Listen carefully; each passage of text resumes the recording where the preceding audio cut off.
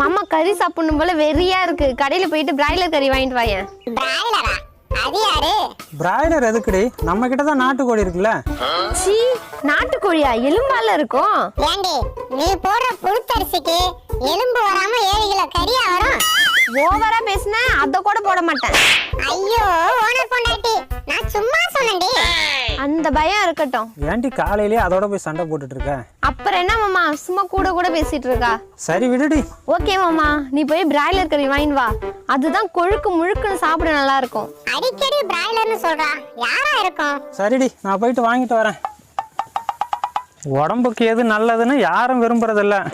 பார்க்க எது பளபளன்னு இருக்கோ அதை தான் மக்கள் விரும்புறாங்க. ஒருவேளை இதுதான் பகுத்தறிவோ?